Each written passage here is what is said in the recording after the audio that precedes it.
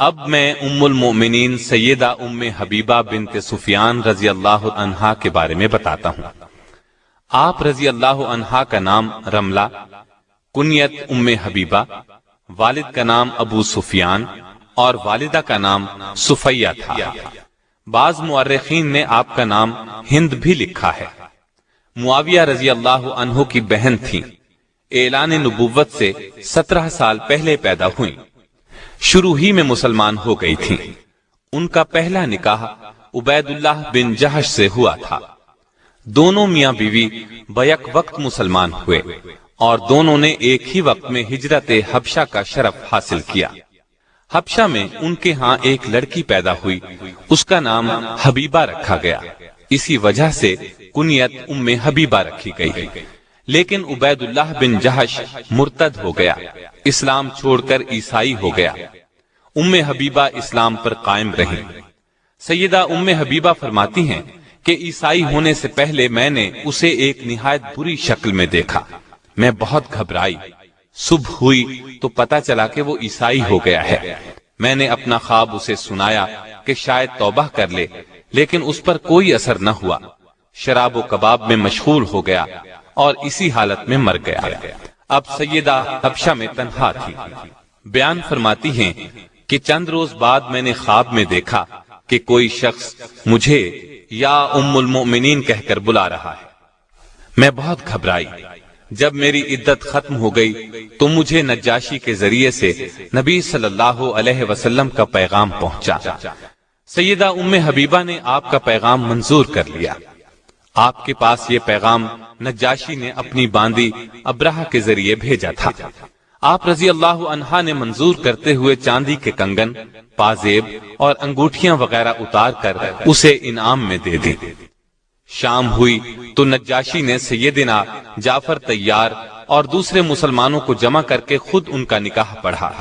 400 دینار مہر مقرر ہوا، جو اسی وقت رسول اللہ صلی اللہ علیہ وسلم کی طرف سے خالد بن سعید رضی اللہ عنہ کو دے دیے، جو کہ ام حبیبہ کی طرف سے وکیل تھے۔ اس طرح یہ نکاح ہوا۔ لوگ اٹھنے لگے تو نجاشی نے کہا، ابھی بیٹھیے۔ انبیاء علیہم السلام کی سنت یہ ہے کہ نکاح کے بعد ولیمہ بھی ہونا چاہیے، چنانچہ کھانا آیا۔ ولیمے سے فارغ ہو کر سب رخصت ہو گئے۔ چنانچہ سیدہ ام حبیبہ جب مدینے آئیں تو تمام حالات اور واقعات کہہ سنائے۔ آپ صلی اللہ علیہ وسلم سن کر مسکراتے رہے۔ نجاشی نے سیدہ ام حبیبہ کو شرحبیل بن حسنہ کے ساتھ آپ کی خدمت میں بھیجا تھا اور اپنی طرف سے انہیں گھریلو سامان بھی دیا تھا۔ یہ نکاح 6 ہجری کے آخر یا 7 ہجری کے شروع میں ہوا۔ اس وقت آپ رضی اللہ عنہا کی عمر 36 یا 37 سال تھی۔ ابن حسمہ نے اپنی تاریخ میں مصعب بن عبداللہ کے حوالے سے لکھا ہے کہ رسول اللہ صلی اللہ علیہ وسلم نے ام حبیبہ سے نکاح کیا تو اس زمانے میں ان کے والد ابو سفیان مسلمان نہیں ہوئے تھے۔ سیدہ ام حبیبہ صورت اور سیرت دونوں کے لحاظ سے ممتاز تھی۔ آپ رضی اللہ عنہا کی روایت کردہ احادیث 65 ہیں۔ آپ کو اسلام اور رسول اللہ صلی اللہ علیہ وسلم سے بہت محبت تھی۔ یہ اسلام سے محبت ہی تو تھی کہ ان کا شوہر عبید اللہ عیسائی ہو گیا تھا، لیکن یہ برابر اسلام پر ثابت قدم رہی، شوہر کے عیسائی ہونے اور علیحدگی کی پرواہ نہ کی۔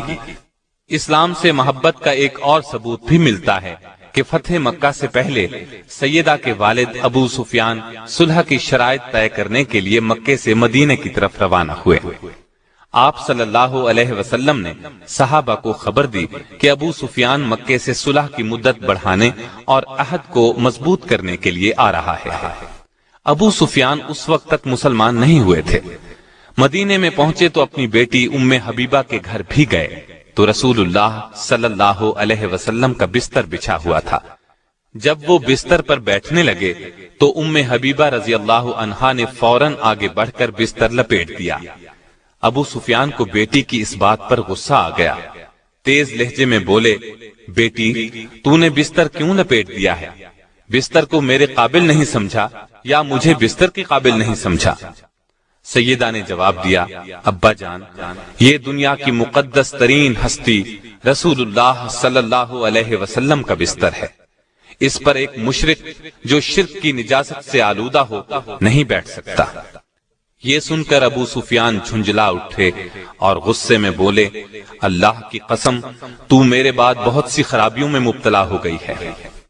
سیدہ ام حبیبہ رضی اللہ عنہا نے جواب دیا، میں خرابیوں میں مبتلا نہیں ہوئی، اور ان کے غصے کی پرواہ نہیں کی اور کہا، میں کفر کے اندھیرے سے نکل کر اسلام کے نور ہدایت کی روشنی میں داخل ہو گئی ہوں۔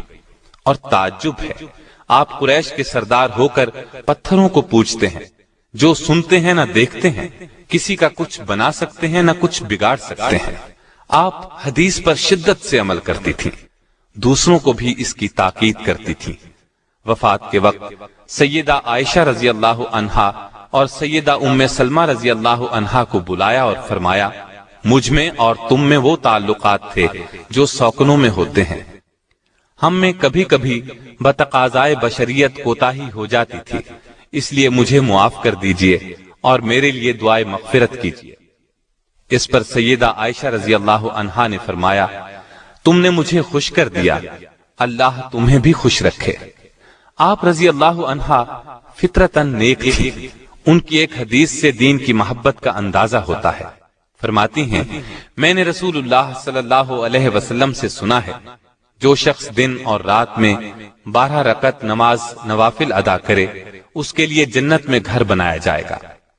اس کے بعد فرماتی ہیں، جب سے میں نے آپ صلی اللہ علیہ وسلم سے یہ بات سنی، ہمیشہ نوافل پڑھے، کبھی ان کو ترک نہیں کیا۔ آپ رضی اللہ عنہا کے ہاں عبید اللہ بن جہش سے 2 بچے پیدا ہوئے، ایک عبداللہ، دوسری حبیبہ۔ 44 ہجری میں مدینے میں انتقال فرمایا۔